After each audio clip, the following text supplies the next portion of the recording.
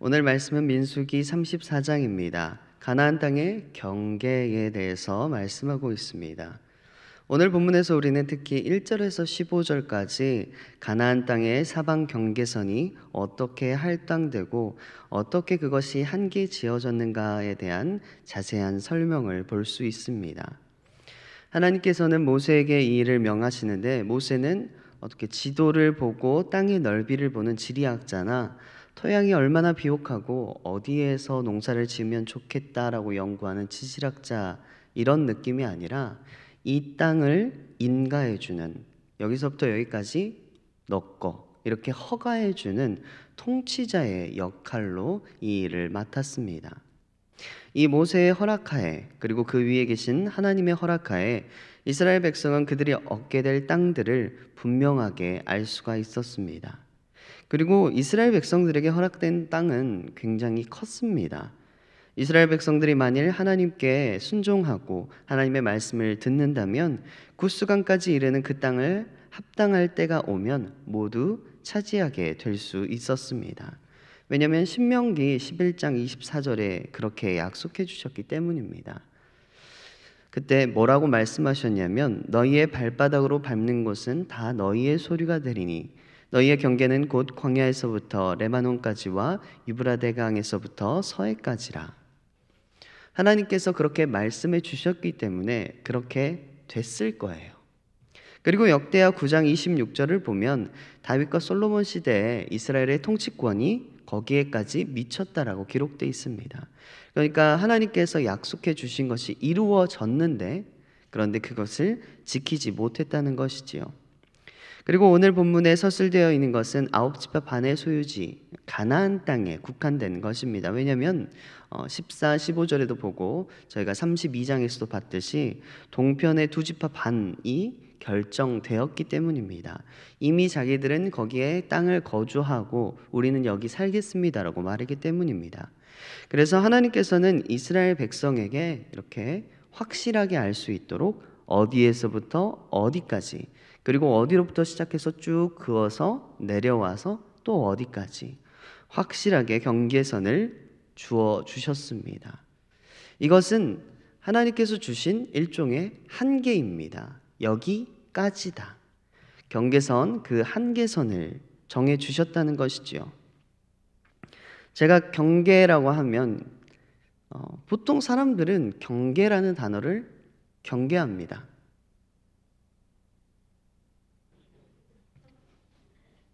한계라는 단어를 한 개도 듣기 싫어해요.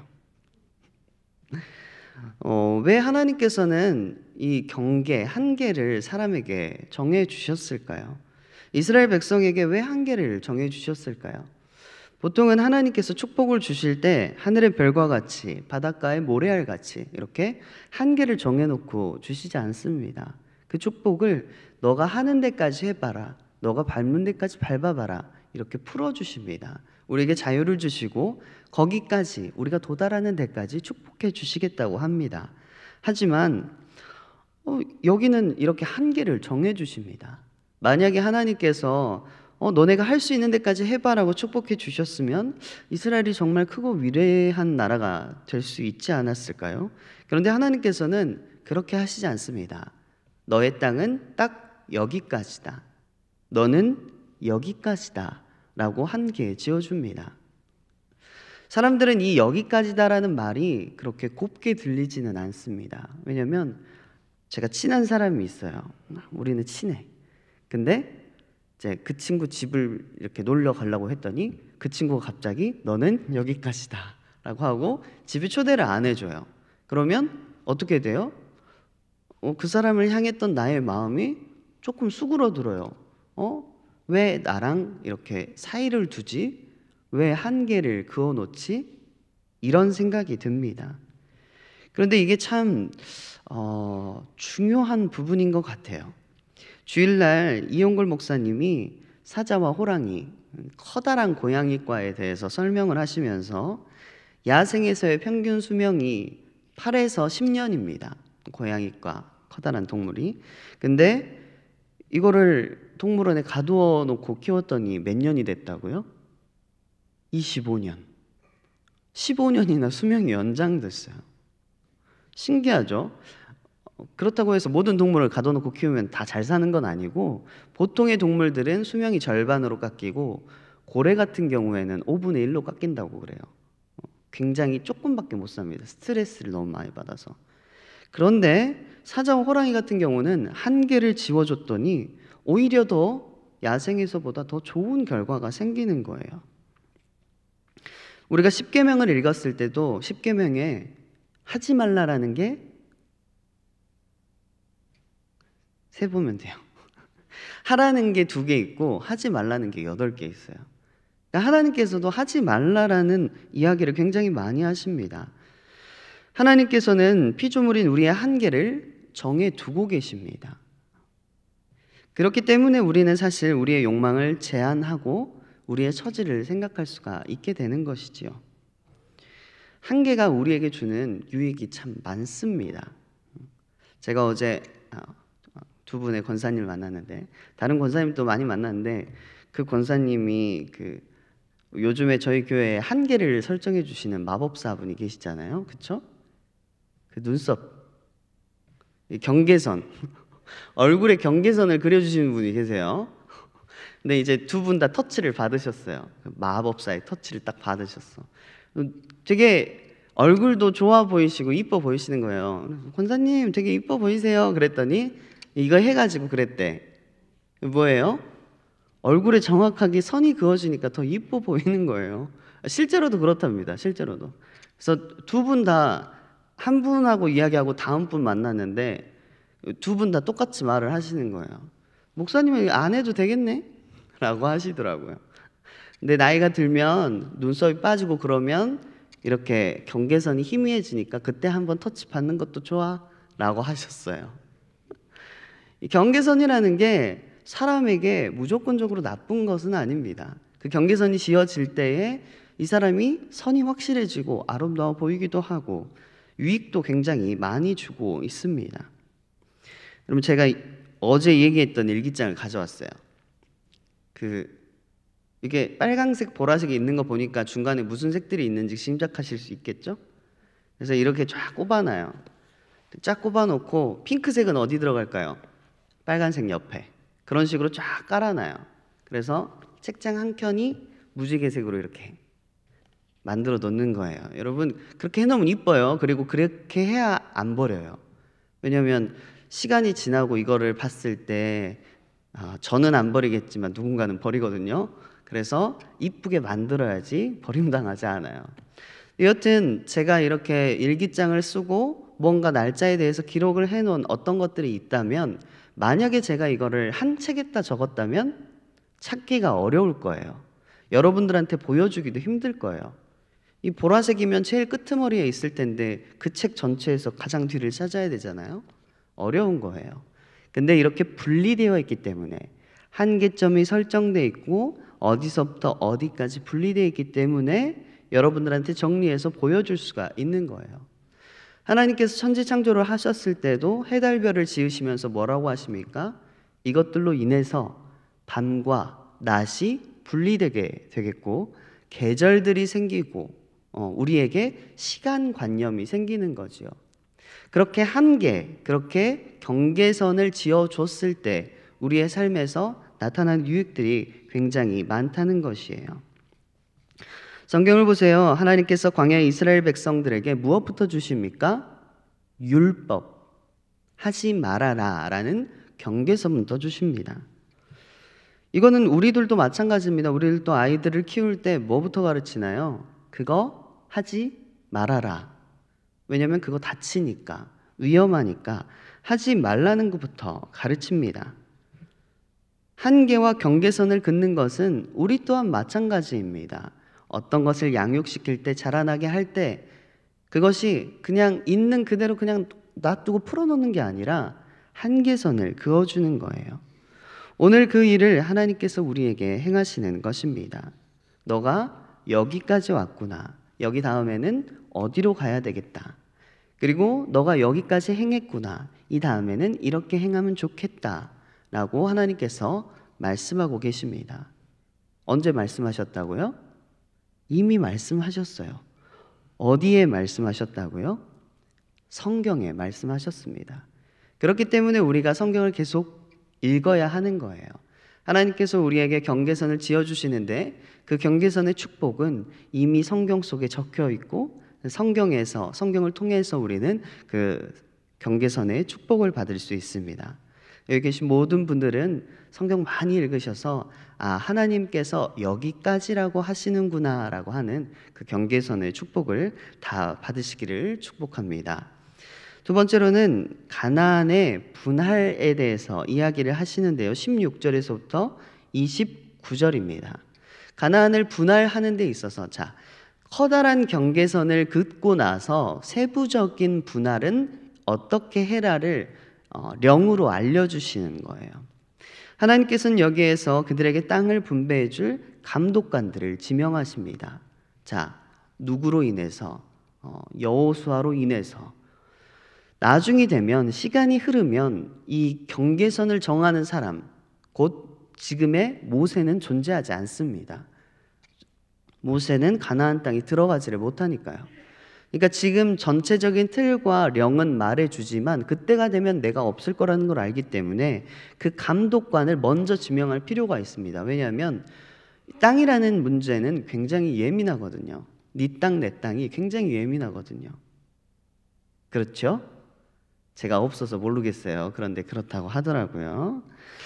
가나안 정복이 아직 시작되지도 않았지만 이것은 굉장히 중요한 일이고 그들도 당연한 것으로 생각하고 있습니다. 하나님께서는 이들을 택하시고 세우시고 그리고 이 지파들이 제비 뽑는 일을 주관하며, 그러니까 이 감독자들이 세워지긴 했지만 사실 이 감독자들이 다 선택하는 건 아니에요. 무슨 뜻이냐면 제비 뽑기, 구약에는 하나님의 뜻을 묻는 것으로 제비를 굉장히 많이 선택을 하는데요. 이 제비를 뽑는 것을 주관하는 것이지 이 사람들이 나는 여기를 택하겠소라고 하지는 않습니다. 그래서 동편의 사람들이 땅을 선택했을 때 그것을 부정적으로 보는 이유가 그것입니다. 하나님께서 주실 터인데 왜 너희들이 그걸 선택하냐 이거예요. 참 좋은 이유에서이지만 현명하게 보이기도 하지만 그것이 안 좋게 평가되는 이유는 하나님께서 정해주시지 않았다는 것이죠. 그래서 이 감독관들을 세우고 제비 뽑는 일들을 주관하게 합니다. 이 우두머리 감독관은 엘르아살과 여호수아였는데 이들은 곧 예수 그리스도를 상징하고 있습니다. 제사장이면서 왕이신 그리스도는 하늘의 가나안을 영적인 이스라엘에게 나누어 주시는 것입니다.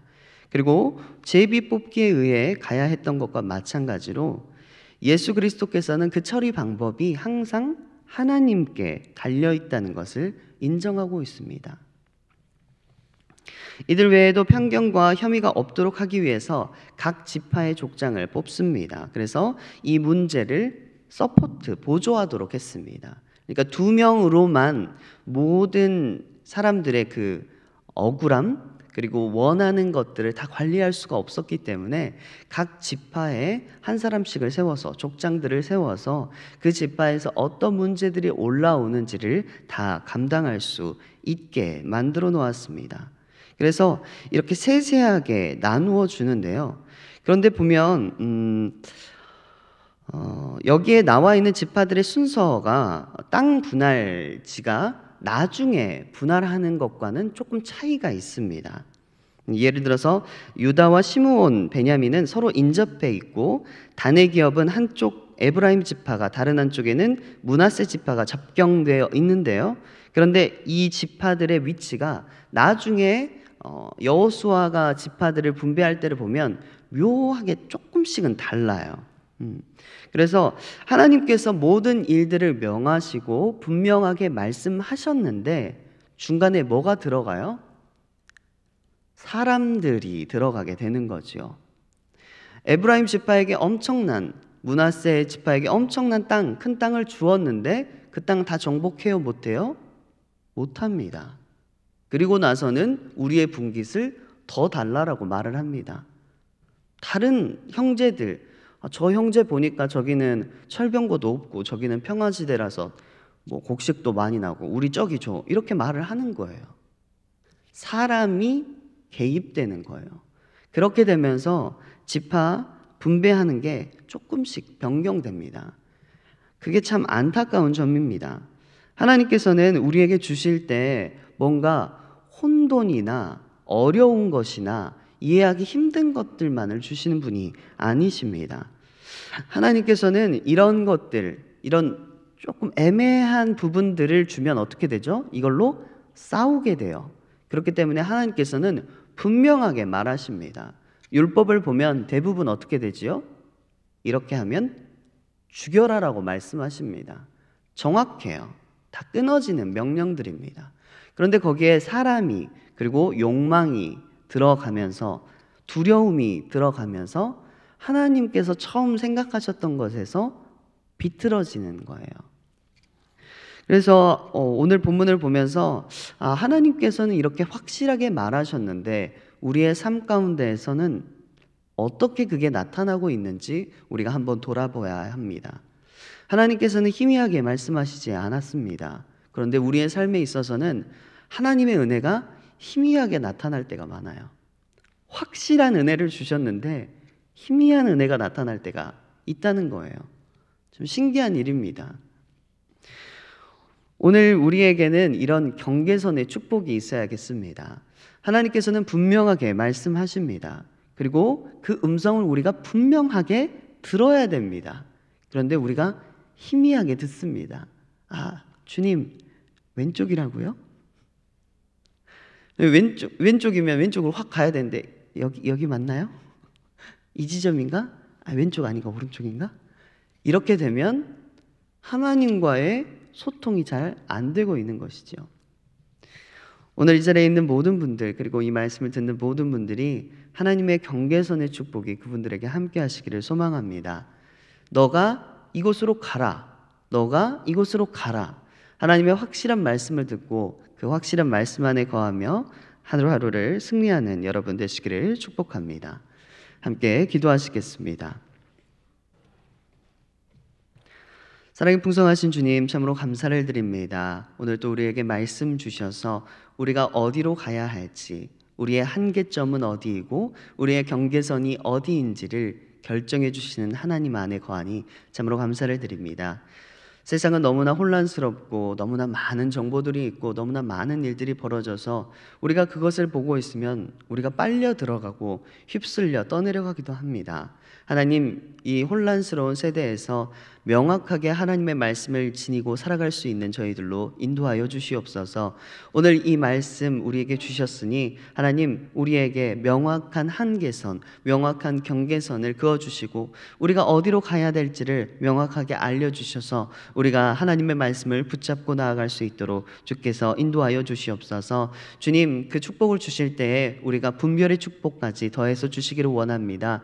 하나님께서 내게 왼쪽으로 가셨다라고 너무나 명확하게 믿고 있는데 사실은 오른쪽으로 가실 그런 경우도 있지 않습니까? 하나님, 우리가 그것을 분별하여 잘 알기를 원하오니 하나님 주실 때 그 모든 축복을 우리에게 더하여 주시옵소서. 그래서 하나님께서 주시는 그 경계의 축복이 우리에게 함께하기를 원합니다. 하나님, 희미한 것이 아니라 명확하게 하나님의 말씀 안에 거하며 하나님의 은혜가 희미하게 우리 삶 가운데 나타난 게 아니라 확실하게 우리의 삶 가운데 하나님의 은혜가 나타날 수 있도록 주께서 인도하여 주시옵소서. 모든 걸 주님께 의지합니다. 사랑 많으신 예수 그리스도 이름으로 기도드립니다.